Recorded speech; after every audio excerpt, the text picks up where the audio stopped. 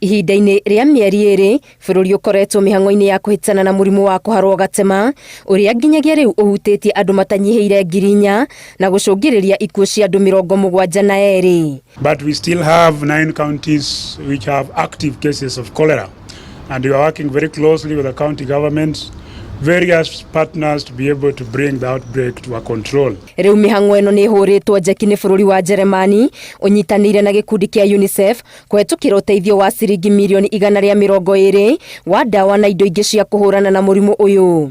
So we are in close consultations also with the government with regard to the creation of a universal healthcare facility. Akiamũkĩra ũteithio ũyũ, Minister wa ũgima wa mwĩrĩ Susan Nakumicha augĩte thirikari nĩ ĩgetete kũhĩtana na mũrimũ ũyũ na njĩra ciothe. This is a demonstration that this government, we have taken the issue of all government approach to providing services to our citizens as the most singular duty that we need to do together to ensure that citizens of this country enjoy the new administration.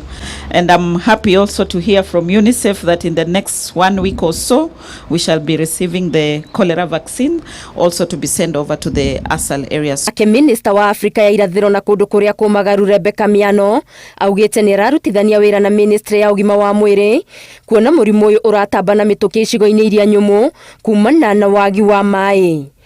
My ministry is working very closely with the Ministry of Health and our development partners, non-state actors, Kenyans of goodwill, to ensure that we surmount this drought situation and the effects of climate change.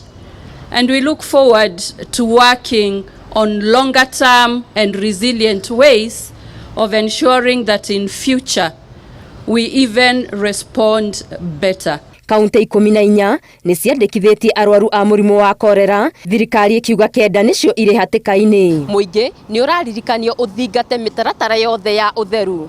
Ngĩribotera Inooro TV ndĩ kaunti-inĩ ya Nairobi, Ngetu Wangari Maria wa Mũigana.